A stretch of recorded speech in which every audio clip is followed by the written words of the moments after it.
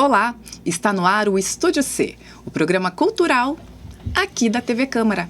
E nesta edição eu recebo o ator, diretor e dramaturgo Guido Caratori, fundador da companhia riopretense Fábrica de Sonhos. Guido, um prazer recebê-lo, muito obrigada por estar aqui conosco. Eu que agradeço, Vivian, pelo convite. Olá a você e a todos os espectadores aqui da TV Câmara. É um prazer, uma alegria estar com você aqui hoje para falar um pouquinho da história da gente. Prazer é nosso. Guido, eu queria entender como é que o teatro apareceu para você, né? Como é que ele te encantou, você tinha que idade e em que circunstância isso se deu?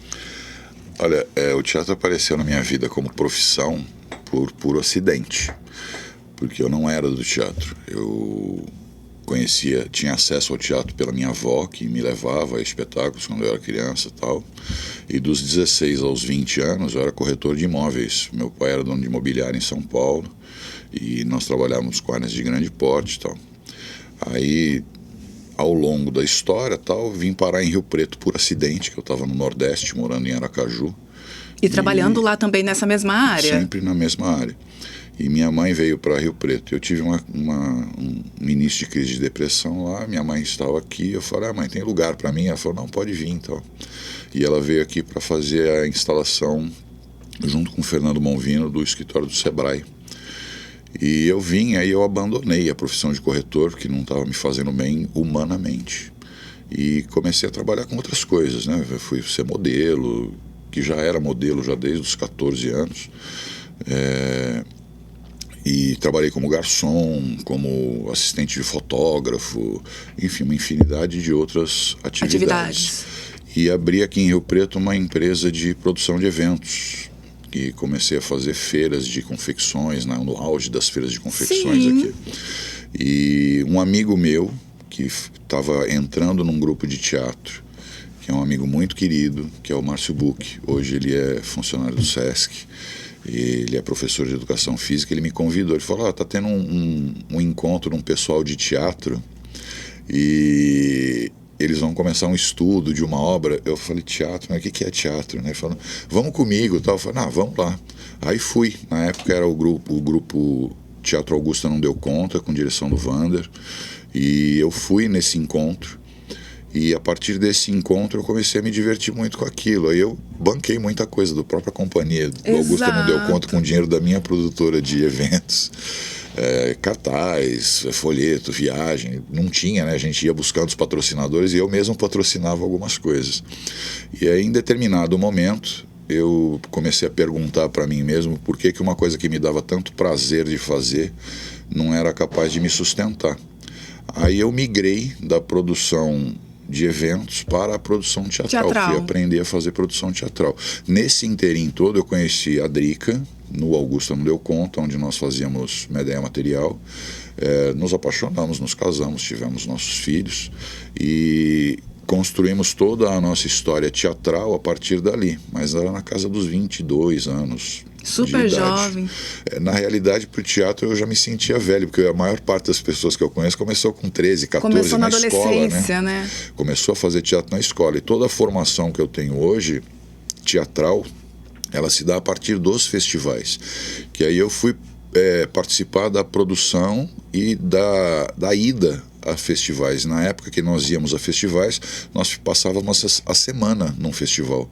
Então a gente visitava 30, 40 festivais por ano, que a gente vivia de apresentar em festivais. E nos festivais tinham oficinas de 8 horas, 16 horas, oficinas de uma semana. E sou muito grato ao Vander e ao Clube Monte Líbano, que nos proporcionaram. Vander Ferreira, Vander Ferreira Júnior, é um cara que me ensinou muita coisa. Que nos proporcionaram oficinas fantásticas com Hamilton Saraiva, com Adelso Mostaço, com Marlene Fortuna, de preparação de corpo, voz, de consciência corporal, de consciência de cena, de interpretação, Toninho do Vale, Vendramini. E nesse inteirinho me aproximei mais do Humberto, que eu já o conhecia da área de festivais, e Humberto Sinibaldi, e ele realizava o festival nacional de teatro aqui em Rio Preto. O que é o embrião do FIT ali hoje. Na realidade, acho que o Festival Nacional é o Festival Nacional. O FIT hoje ele é filho do Festival Nacional. Porque como o Festival Nacional era feito e a forma como o Humberto executava o festival, ninguém mais faz. Não é possível hoje. Hoje o teatro ele tem um mercado, né? Na época nós fazíamos por amor. A gente ia e fazia por amor mesmo. Falava-se teatro amador no melhor sentido da palavra. Né? Porque nós amávamos o que fazíamos. Hoje a gente, que é mais dessa velha guarda, né? Hoje eu me sinto um dinossauro já. A gente até sente falta desse tipo de relação. Em contrapartida, a gente ganhou outras coisas, né? Que foi um acesso à informação e técnica muito maiores. Mas então, quando você fala desse tempo do festival mais antigo, é justamente essa possibilidade de mais tempo, de mais relações, de mais envolvimento, e não só ali vem, monta, apresenta e vai embora. As trocas, né? Porque isso que é legal no festival, são as trocas, não é você vir mostrar o seu trabalho e ir embora. O que o festival fica, o que o nosso festival hoje faz? As pessoas ficam pelo menos 2 dias, 3 dias, onde elas podem assistir outras produções, dialogar com companhias de outras produções, de outros lugares, e assim aprimorar o trabalho delas mesmas. Pra gente é muito rico, porque eu acompanho a produção do Brasil inteiro, do que está sendo feito de teatro para criança, e vou introduzindo esses elementos no meu próprio trabalho, né? Entendi. Então isso é muito legal do festival.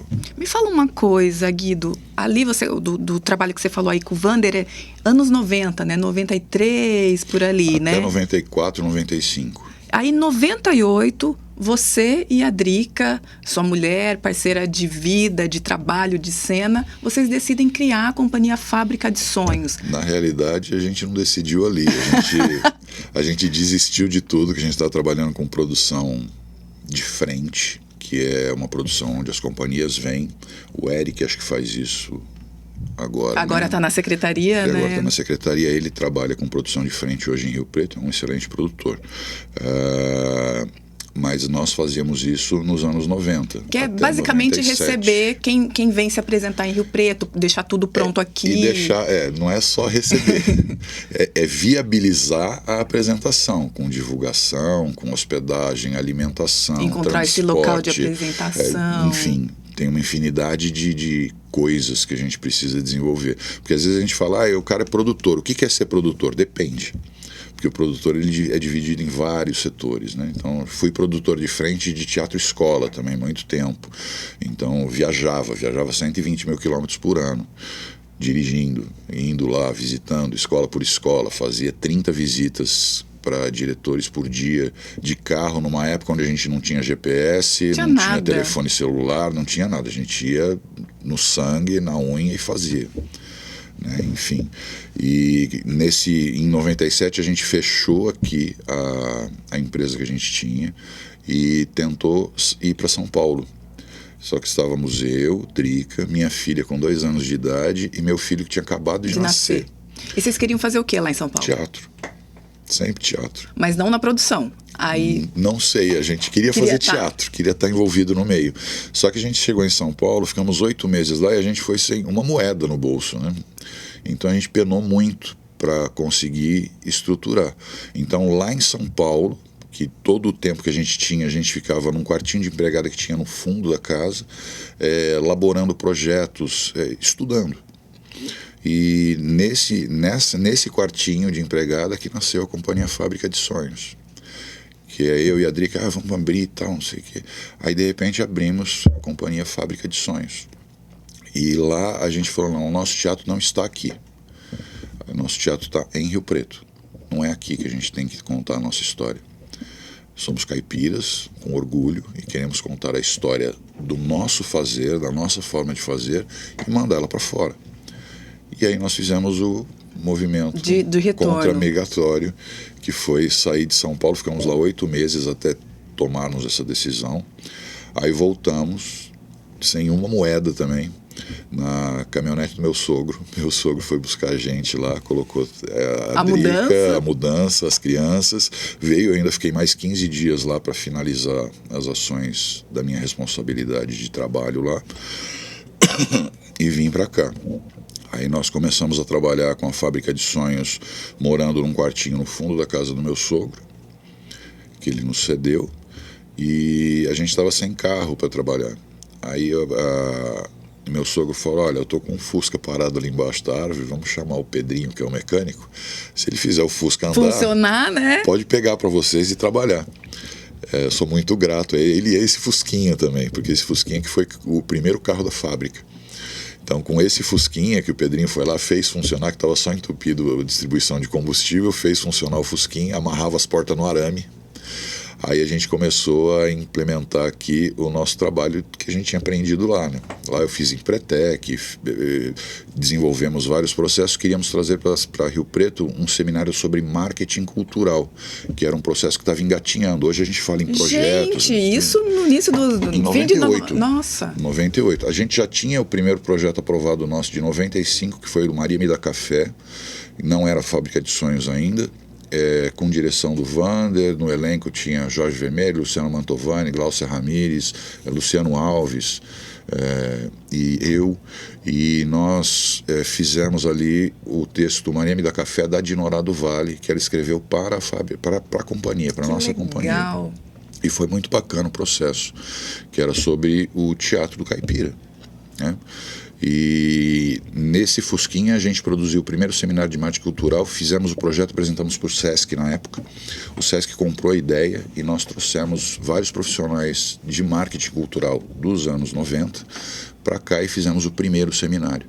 Aí de lá para cá a companhia começou a deslanchar. Final de 98 nós fizemos a nossa primeira produção de teatro para criança de circulação, né, que foi Cinderela, um Sonho de Cristal, com direção do Rony Guilherme, um diretor a que eu tenho muito carinho também, porque me ensinou muita coisa, muito do artista que eu sou hoje eu devo a esses diretores por quem eu passei. Foram as pessoas que me ensinaram a trabalhar, a executar o meu ofício como ator.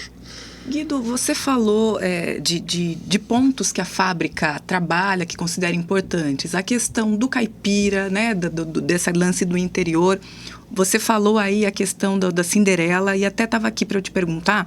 A gente vê vários espetáculos da companhia muito próximo dessa questão das fábulas, dos contos de fada, mas que vocês trazem para o contemporâneo. Queria saber como que é esse trabalho de pegar uma história, às vezes, clássica, antiga, e trazer para hoje, e por que isso para vocês é importante? O que essas histórias ainda nos dizem? Quando nós começamos a desenvolver espetáculos para criança, eu tinha 2 filhos pequenos. Eles eram o meu termômetro. Se tá legal, se não tá, a gente fazia para eles, né? A questão da fábula aconteceu por acidente. A gente começou a fazer fábula e me engatou. Fizemos Cinderela, um Sonho de Cristal, aí fizemos a Cigarra e a Formiga, em Vida de Artista, isso em 2002. Aí depois veio o Leão e o Ratinho, tudo contos clássicos. E a gente começou a querer revisitar isso. Eu, enquanto diretor, dramaturgo, que estava começando a entender o que era escrever, de que forma que se fazia, comecei a experimentar brincadeiras e refazer todas essas histórias. Com um olhar junto com o crescimento dos meus filhos. Olha só. Então eles olhavam e falavam: pai, isso aqui funciona, isso aqui não funciona, isso aqui é legal, isso aqui não é legal. Então os meus filhos foram criados em coxia de teatro. Então as pessoas falam: teatro não é profissão, é uma profissão de família. Os meus filhos hoje, o Nicolas está em São Paulo, foi o aluno mais jovem a ser aceito numa escola de teatro lá, hoje está com 27 anos, já foi indicado a Prêmio Chá de Iluminação. Então, enfim. A sua filha é produtora, a minha filha né? É atriz, produtora, ela é arte educadora, estava desenvolvendo um trabalho belíssimo aqui em Rio Preto também nessas áreas. Aí ela casou-se, fez a opção de tirar um tempo para ela, para ser mãe. Então agora eu sou avô já de 2 netos e estou com um no forno. Olha só. Que é a Alicinha, o Mateuzinho, e agora vem o Pedrinho por aí. Gente, ô Guido, em algum momento, essa vida de artista era muito permeada na família, como você acabou de contar agora. Em algum momento você não quis que seus filhos fossem pelo mesmo caminho? Em muitos momentos. Porque a vida do artista ela é muito difícil. Em muitos momentos, eu e a Drica chegávamos no final do ano, nós também queríamos parar. A gente precisa arrumar um emprego, porque não dá. Aí fechava o ano, em janeiro a gente já estava escrevendo o próximo projeto. Porque é o que a gente sabe fazer, é o nosso ofício. Nós até tentamos, no nosso primeiro ano de casado, a gente falou, não vamos viver de teatro, vamos fazer uma coisa diferente. Aí nós abrimos uma confecção de roupas. Abri uma loja no shopping. Você tá brincando? Não, tive uma loja 1 ano no shopping. Perdi até as cuecas na loja de shopping. Eu não nasci para ser comerciante. E a gente fazia bate e volta para São Paulo para buscar as coisas. E, nossa, era uma loucura. Aí eu olhei para ela um dia, aí ela olhou para mim e falou, a gente tá fazendo certo? Eu falei, acho que a gente tá fazendo tudo errado. Vamos começar de novo? Aí a gente fechou tudo e começou outra vez. Que bacana. Guido, hoje a companhia que começou no Fusquinha tem sede própria. Dentro dessa sede tem um pequeno teatro. Que avaliação você faz? São 27 anos de companhia. A gente viu aqui que altos e baixos, dificuldades. Mas hoje, 27 anos depois, qual que é a sensação? Na hora da loja, estamos fazendo certo? E agora é a confirmação? Agora eu acho que a gente amadurece, né? Com mais de 50 anos de idade, a gente já perde alguns filtros, a gente começa a observar para o passado com um pouco mais de delicadeza, entendendo que tudo isso foi necessário para chegarmos até onde estamos, como estamos hoje. Faríamos coisas diferentes? Provavelmente. Com a cabeça que eu tenho hoje, mas aí é fácil, né? Com a cabeça né? que eu tinha lá, dificilmente. É verdade. Então, a gente avalia uma diferença entre fama, sucesso e dinheiro. Nós temos hoje sucesso. Temos uma trajetória de sucesso. Somos profissionais respeitados na área que escolhemos atuar. E atingimos um padrão de respeitabilidade, seriedade, e é isso que a gente queria. Né? Então eu acho que a gente conseguiu atingir aí um bloco de sucesso. Temos artistas, a maioria dos artistas passou por lá, né? Passou pela fábrica, que nós tivemos uma trajetória muito extensa, né? Então quando eu fiz, foram 12 anos de teatro escola, então viajava o ano inteiro de segunda a sexta-feira, fazendo 3, 4, às vezes 5 apresentações por dia. Então, tivemos uma escola bem interessante nesse sentido. Guido, vocês também criaram, agora em 2025, chegou-se a 19ª edição do festival. Em janeiro, Teatro para Criança é o Maior Barato. 19 anos já, né, desse projeto. Por que vocês sentiram a necessidade? Vocês já faziam esse trabalho com a companhia, com os próprios espetáculos, mas por que vocês sentiram a necessidade de criar um festival específico para teatro infantil aqui em Rio Preto? Por acidente. Também. Sempre. As melhores coisas na vida da gente acontecem de repente, né? Então, no final de 2003, a gente estava muito duro, sem dinheiro para comprar o presente de Natal das crianças. E a gente estava desesperado, porque acabou a turnê, a gente precisava trabalhar. Então, sempre que a gente desenvolveu alguma coisa, foi para a gente poder trabalhar e chegar no próximo mês. Fazer girar. Sucessivamente. Então, chegou no final de dezembro, a gente estava lá, final de 2003. Aí eu olhei para a Drica, o que a gente faz? Vamos fazer um festival. Ela virou para mim e falou, vamos fazer um festival. Mas, pô, a gente nunca fez o festival, né? Mas a gente pega a bagagem que a gente tem, né? Fizemos tantos festivais nacionais, tantas mostras regionais. Aí falou, vamos fazer um festival. Como é que a gente faz o festival? A gente não tem uma moeda. Vamos conversar com a Secretaria de Cultura? Vamos conversar com a Secretaria de Cultura. Na época, o secretário de Cultura era Rui Sampaio. Aí nós chegamos lá, conversamos com ele, falamos da ideia, uma oportunidade de trabalho para quem... final de temporada, né? E começou com o projeto de fazer com as companhias locais. E aí o Rui virou pra gente e falou, olha, eu não tenho dinheiro. Que a Secretaria de Cultura também não tem quebrada. Dinheiro, continua hoje com orçamento restrito. Então, mas eu posso ajudar com vocês com divulgação e posso ajudar vocês com um orçamento mínimo para XY, acho que uns 3 ou 4 itens que ele conseguia pagar pela secretaria. E dou o teatro para vocês. a gente vai fazer no Municipal? Não, eu posso conseguir para vocês o Teatro Nelson Castro, na época que era gerido pelo GTR. Ah, era gerido pelo GTR? Era gerido pelo GTR. O teatro foi construído pelo Nelson Castro, né? E era uma sala de ensaios do GTR. Aí nós falamos, não, a gente vai fazer sim. Entramos em contato com todas as companhias de Rio Preto que a gente conhecia. Aí combinamos com todo mundo. Aí falou, como é que a gente vai pagar as pessoas? O que a gente está fazendo para poder ganhar, né? Na época era uma febre de loja de R$1,99. Era febre. Aí o Rui brincou com a gente, falou, por que não faz teatro a R$1,99? Eu falei, é isso, vamos fazer teatro a R$1,99. Aí o que a gente fez? A gente separou a grade, fizemos 4 semanas, de quinta a domingo. 4 semanas? 4 semanas. De quinta, sexta, sábado e domingo. Uma companhia apresentava na quinta e no sábado, que era um dia de semana e um dia nobre, e a outra companhia apresentava na sexta e no domingo, também um dia nobre e um dia com menos público. Cada companhia tinha direito a 50% da bilheteria. Então eram 100 ingressos. Então a R$1,99 o cachê da apresentação era R$400. E a gente orou muito para lotar. Para dar certo. Porque né? o resto do dinheiro a gente precisava pagar o resto da operação. Porque todas as outras coisas que a secretaria não pagou, a gente estava arcando. Então nós pagamos toda a operação com metade dessa bilheteria, que foi R$400 por apresentação. Quando a gente lançou o projeto, foi muito legal, porque a gente não esperava o retorno que teve. A gente lançou e falou, vamos ver o que acontece. Aí começou a divulgação e começou a vender ingresso. Vendeu todos os ingressos, não sobrou ingresso, tinha gente querendo e não sobrava. E na época que o teatro era a R$1,99, nunca sobrou ingresso. As pessoas se batiam na porta para conseguir entrar, acessar o teatro. E o ingresso tinha uma questão do valor moral, porque hoje a gente faz o gratuito. O gratuito hoje, muita gente pega e não vai. Aí eu fico com um lugar vazio na casa com gente querendo entrar. E isso é muito triste pra gente, porque a gente quer que as pessoas vão ao teatro. Quando o ingresso era R$1,99, eu via gente saindo de casa, pegando seu carro, indo até a bilheteria do teatro, para trocar o ingresso de dia, porque ele não ia poder ir no naquele dia, né? Porque ele pagou o ingresso. Porque a população não quer pão e circo, a população quer dignidade. Então, um ingresso a R$1,99, ele podia pagar.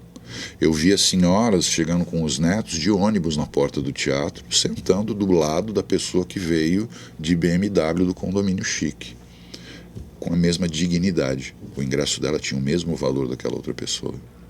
Então isso era muito legal na questão do festival de teatro em 99. E a partir dessa edição de 2004, vamos repetir em 2005. Aí eu e a Drica começamos a produzir também em 2005. Fizemos um Teatro Nelson Castro, dessa vez que a gente fez corrido, a semana. Lotou tudo também, não tinha ingresso para quem queria. Depois a gente já migrou para o Teatro Municipal, lotamos. No Teatro Municipal ficava fila de 50, 60 pessoas para fora, esperando ver se vagava lugar. E a gente sempre trabalhava com a lotação no limite, não cabia mais. E o festival foi crescendo e aí a gente começou a conseguir isso tudo com recurso próprio. Até 2010 teve 2 edições que nós, pela companhia, nós fizemos do nosso bolso. Porque a prefeitura falou, não, nós não vamos entrar. Mas a gente vai fazer. Aí fizemos a edição e ficamos 6 meses trabalhando com os nossos espetáculos em turnê, pagando as companhias, e as companhias ligando para ele, pô, Guido, não vai pagar a gente? Não, calma aí, gente. Tá aí a gente chegando. Lá, fazia a apresentação, pegava o nosso cachê e pum, pagava o cachê da companhia que se apresentou lá em janeiro. Entendi. E essa história, ela foi muito legal, porque a gente conheceu muita gente bacana, muita gente que passou pelo festival mais de uma vez, que a gente não tem a especificidade de ser um festival de espetáculo inédito. Não pode ter apresentado aqui nunca. Não tem esse problema. Se o espetáculo é bom, ele tem uma dinâmica, ele tem o que falar e vale a pena, ele é trazido novamente para a gente poder rediscutir o trabalho. Ô Guido, e das últimas edições foram gratuitos os ingressos, né? Faz quanto tempo que está? Desde da era dos editais que a gente assumiu uma parceria com o SESI, os ingressos são gratuitos, porque toda atividade no teatro do SESI tem que ser gratuita. É uma normativa do SESI. Somos gratos ao SESI pela parceria, e fazemos esse espetáculo hoje com essa correalização. Então a equipe do SESI desenvolve todo o trabalho lá no Teatro do SESI para que os espetáculos aconteçam de uma forma bem bacana. E aí com leis de incentivo também ali, com leis né? de incentivo. Me fala uma coisa. O espetáculo, esse é o 21º ano, a gente tem 20 edições realizadas, são 19 numeradas, e a gente teve uma edição especial na pandemia que foi toda online. Essa edição especial, ela não foi numerada. Entendi, eu não me recordava dessa edição da pandemia. Então, é um festival com 21 anos de trajetória e com 20 edições realizadas. Olha só, e numeradas? Numeradas 19 e uma edição especial. E de uma empresa privada, não pertence ao município. Tá certo. Me fala uma coisa, você está sempre ali na curadoria do festival. Quando você faz esse trabalho, que painel você quer trazer para Rio Preto? É o máximo ali de diversidade de linguagens? Ou qual que é a proposta, né, esse olhar da curadoria? Eu sou um curador. Nós temos o outro curador, que é o Eduardo Catanose, que ele é ator, diretor, professor, mestre e doutor em letras. Ele dá aula hoje no Instituto Federal. E é nosso amigo de longa data, e já faço essa curadoria com o Eduardo acho que há 5 ou 6 anos, nós dois que fazemos. E a nossa ideia é conseguir construir no festival um panorama do que está sendo feito em teatro para criança no país. Quais são as linguagens, quais são as regionalidades, o que está sendo feito que pode ser interessante para trazer, para trocar de informação, para poder enriquecer não só o nosso espectador, que merece conhecer o teatro que está sendo feito em todos os lugares, como também os artistas locais, que têm usufruído muito pouco desse bônus, né? Uma coisa que vem a mais, que é você conseguir fazer a melhor parte do festival, que é trocar informação. Aí as companhias locais não prestigiam, enquanto artistas que deveriam, porque está aí o material para ser estudado, para ser discutido, as pessoas aí para conversar, usam muito pouco. Uma pena. Quem usa se favorece demais se valoriza por esse encontro. Exato. E você, tanto tempo trabalhando com teatro infanto-juvenil, que mudanças você percebeu ao longo dessas décadas, né, desses anos, na visão das próprias companhias, ou da forma que a sociedade enxerga o teatro para crianças? Como é que foram essas transformações? Olha, as transformações do teatro para criança, elas são gigantescas e brutais de ano a ano. Não é uma coisa que muda a cada geração, ela muda de momento, porque a linguagem muda, né? A língua do ser humano, ela é muito fluida. Então, o que eu fazia em 1990, eu não posso fazer hoje, porque já não dialoga com a sociedade, com a sociedade do hoje, né? Porque quando você faz o teatro para criança, você não faz o teatro para a criança, você faz o teatro para um cidadão que está em fase de formação. Qual é a nossa responsabilidade em cima disso? Eu estou construindo um intelecto, estou construindo uma personalidade. A partir do que ele vê, ele se espelha, se identifica e replica. E aí ele vai fazer a construção dele em cima dessa réplica que ele aprendeu. E isso é a mesma coisa de falar, o cara é um cara violento. O pai dele provavelmente era um cara violento. Como que se transforma isso? Então a gente vai construindo. E o exercício de ser um cidadão melhor, uma pessoa melhor, todos os dias que a gente tem que fazer. O teatro faz a mesma coisa, porque o teatro ele é a vida. Ele é um espelho daquilo que está acontecendo. Ele não inventa a roda. Ele cria formas diferentes de mostrar como a roda gira. Então acho que isso é legal. Então todo esse período, mesmo nos espetáculos que nós fazemos até hoje, ele tem transformações. Então ele é revisto, ele é relido, como os clássicos que a gente executa. Né? Por que a gente faz o clássico? Porque a mensagem principal, o conteúdo... A essência, né? Tá ali, ela né? Tá ali, é um conteúdo, uma característica humana. Mas como eu vou contar aquilo muda, porque o meu espectador é diferente. Olha só. Então isso é legal no teatro, né? Então as pessoas falam, porque o teatro vai morrer, o teatro...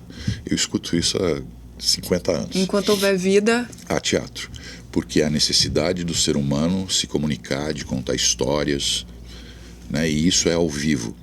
A gente faz avaliação curatorial por vídeo e é extremamente difícil. Ao longo dos anos a gente precisou desenvolver filtros pessoais para entender que coisas boas não necessariamente estão boas ali no vídeo.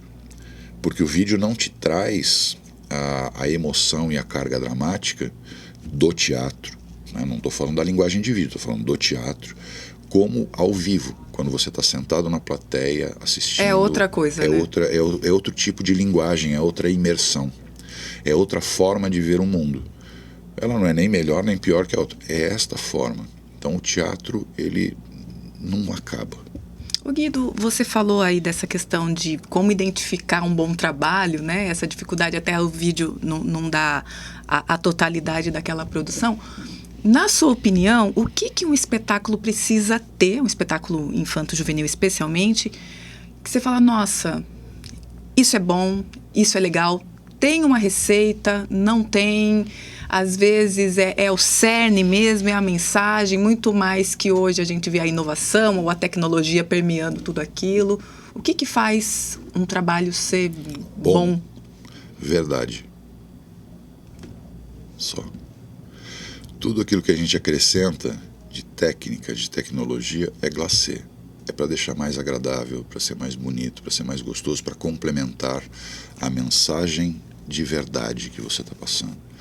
Porque o teatro, a base do teatro, ele não é a tecnologia, ele é a história. O que é mais importante no teatro? A luz ou o texto? É o texto. Porque é a partir dele que surge a luz, a partir dele que surge a sonoplastia, a partir dele que surge o figurino, o adereço, o cenário, você vai construindo. Tá tudo ali, né? Está escrito, né? Então, a partir do texto. Ah, mas eu faço um espetáculo sem texto. Não se faz espetáculo sem texto. Você pode não falar verbalmente, mas você tem uma partitura corporal, uma partitura musical, alguma coisa... Te balizando ali, né? E é mensagem. Que a mensagem é o texto principal. Sobre o que eu vou falar? Eu falo no ratinho, sobre o opressor e o oprimido. É o básico. A história essa é chatinha. Como eu vou contar essa história para tornar ela interessante, para que a mensagem, o opressor e o oprimido, seja transmitida para o meu espectador de hoje? Ô Guido, falando ainda do festival, nesta última edição, agora 2025, você participa tanto como ator e diretor no espetáculo A Cigarra e a Formiga, e também está no encerramento do festival com um show Parlendas, que você tem outros colegas, e agora num ambiente mais musical, né? Como é que foi entrar nessa seara, cantando os grandes clássicos aí para as crianças? Essa história também é um acidente. A minha vida é feita de acidentes. De bons acidentes, estamos vendo aqui, né? Então, eu tenho um amigo que chama-se Ciderley Júnior. Ele é um músico, trabalha com agro e tal. Ele é um músico da companhia. Então, ele vem com... Ele é multi-instrumentista, toca viola caipira, violão, guitarra, baixo, percussão. Eu conheci ele também por acidente, estava vendendo um carro, ele veio comprar meu carro, eu vendi o carro para ele, e quando a gente estava conversando no alpendre de casa, ele virou e falou, porque eu sou músico. Eu falei, legal, você afina minha viola? Ele falou, afina. Aí a gente entrou em casa, aí ele falou, quando surgiu alguma coisa, eu falei, não, legal. No final do ano eu liguei para ele, ele veio para a companhia, aí ele fez com a gente o Assombrações do Velho Caipira, fez toda a instrumentação, musicalidade, arranjo do Assombrações, as músicas da Cigarra e a Formiga são dele, ele que compôs e arranjou e fez as gravações para a atriz poder cantar em cima. E no final do ano retrasado, eu estava sem fazer nada, eu invento moda, né? Tô sossegado, em vez de ficar sossegado, não. Alguma coisa para projeto novo. Aí eu liguei para ele e falei, Cid, o que você acha da gente fazer um show para criança, cantar para criança? Ele falou, Aí ele falou, eu topo, quando que a gente se encontra? Eu falei, vamos marcar aí. Ele falou, não, para mim fica bom na segunda, vem. Aí a gente sentou na segunda-feira, aí a ideia inicial era uma brincadeira, né, que eu queria fazer para os meus netos. A ideia inicial era eu, ele e um violão, só isso, acústico e tal. Aí, de repente, a gente começou a fazer, aí começou a surgir e tal. Né? Mas a gente podia fazer isso, fazer aquilo. Quando a gente viu, a gente estava com um show. Chama o baterista. De 1 hora, com música sobrando. E no meio dessa brincadeira, a gente falou, tá sentindo uma falta de uma percussão. Vamos chamar o Fernando, Fernando, você topa? Ele falou, topo, quando que é? Tô aí. Aí que é o Fernando Freitas, né? Ele é músico aqui em Rio Preto, conhecidíssimo, um cara sensacional, uma figura humana sensacional. E aí a gente começou lá e ficamos um ano ensaiando tal, ali só nas segundas-feiras à tarde, e surgiu o Parlendas. Agora como a gente gosta de arrumar confusão, a gente virou para ele e falou, a gente precisa de um baixista. Vocês vão me só pôr vai louca, só esse negócio. crescendo. E de repente agora a gente está com um baixista, nós somos um quarteto agora. E eu jurando que sou cantor, porque eu sou ator, eu não sou cantor. Aí ele falou, não, mas você canta bem. Eu falei, mas eu não sou cantor, não exija de mim aquilo que eu não sou capaz de te dar. Então fiz o roteiro e tal, aí a gente conta um pouco da história das parlendas, né? O que são as parlendas, que são Batatinha Quando Nasce, Ciranda Cirandinha, que são as brincadeiras que a minha geração brincou muito quando era pequena, e é essa troca intergeracional, trazendo para as crianças do hoje, que têm acesso a coisas muito mais mirabolantes, né? Essas memórias, essas lembranças. Então é uma troca de lembranças. Por isso o relicário, né? Porque o relicário é aquela coisinha que sempre tem uma coisinha. Relicário de canções, relicário, né? de canções. Ô Guido, você falou da questão das crianças, que tem hoje uma infinidade de ferramentas, de plataformas distintas, né, do que no passado. A gente pensa especialmente nas telas, nos celulares. O que o teatro tem que ainda faz essa criança que está mergulhada num outro universo ainda ir para o teatro, se encantar com o teatro? Que magia é essa? A verdade. Essa é a única magia. Porque a hora que a criança entra lá, por mais que ela tenha acesso a toda essa tecnologia, quando você está com uma criança, e isso eu falo porque eu tenho os meus netos, a brincadeira que você faz com eles ali, acreditando naquela brincadeira junto com eles, não tem tecnologia que faça. Não existe. Não tem concorrência, né? Então, quando eu sento, vovô, eu quero girar. Manda o computador girar com ela. Não, ela pega, ela vem no meu colo, aí eu viro ela de ponta cabeça, aí a gente rola pro chão, eu com esse tamanho discreto, delicado, rolando pro chão com uma criança de 2 anos na sala de casa, é até engraçado. Mas essa verdade, quando ela vai pro teatro, que ela se encanta com a história, é o que ela está vendo, é o que ela está consumindo enquanto formação dela mesma. Que bacana. Você ainda falando em verdade, me fez lembrar que você trabalhou como arte educador na Fundação Casa, um período aqui em Rio Preto. E como é que foi levar essa verdade para esse ambiente, para esses adolescentes? Olha, é um trabalho que ele é muito difícil. Começa pela própria estrutura da Fundação Casa, que é praticamente um presídio, né? E os jovens que estão lá desesperançados. Então é muito difícil. Eu fiquei pouco tempo na Fundação Casa, eu fui pedido para sair, porque eu levava para eles um livro, aí a gente estudava o livro, e tinham situações complicadas que aconteciam. Naquela narrativa, né? E aí eles começavam a pensar. Aí os educadores ficavam preocupados porque eles estavam pensando. Como que eles vão usar essa informação? A minha função enquanto educador para aquele momento é fazer pensar. E não é isso que a Fundação quer enquanto formação de teatro. Eu não gostaria de me alongar muito nesse assunto, porque é um assunto bem delicado. Ô Guido, agora a gente está chegando ao fim da nossa entrevista.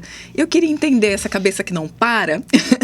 O que vocês já estão pensando? Eu sei que talvez seja cedo, porque vocês acabaram de colocar em pé um festival, é um trabalho, né, absurdo. Mas o que vocês já estão pensando para os próximos anos?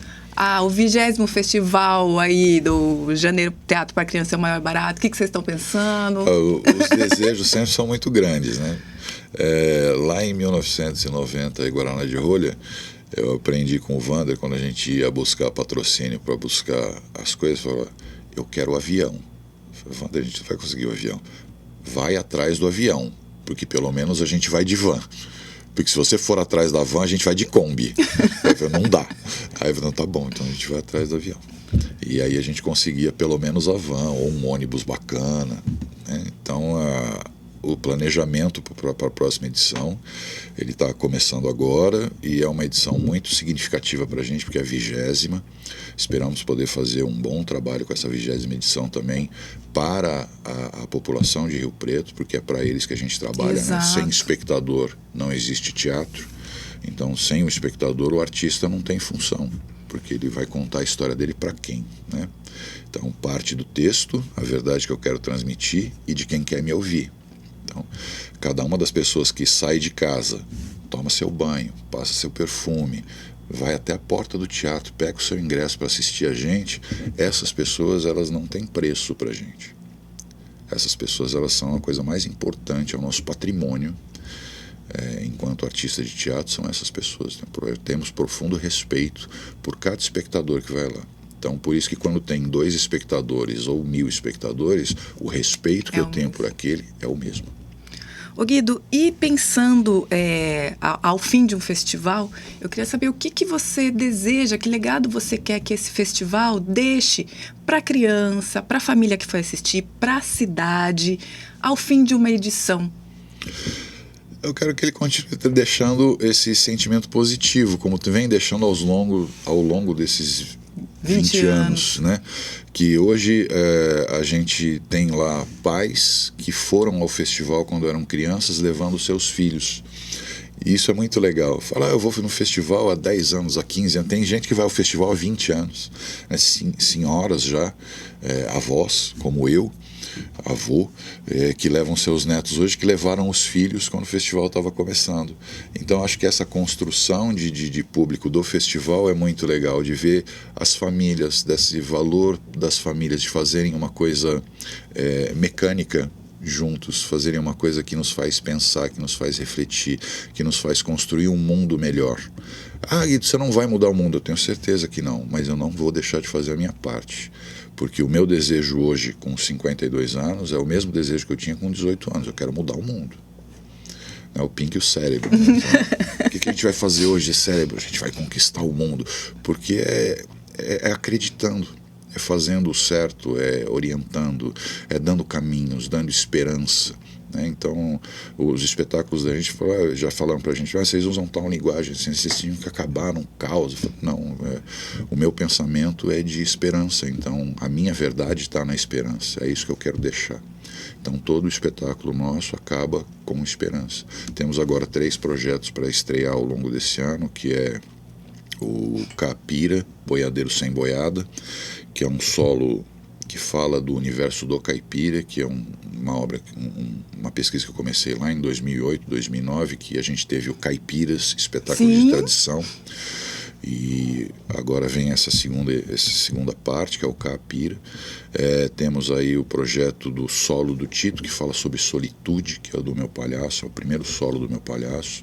Então fala sobre a diferença entre a solitude e a solidão, né? Porque tem gente que não se dá bem sozinha, mas não é por causa da solitude, e sim por causa da solidão.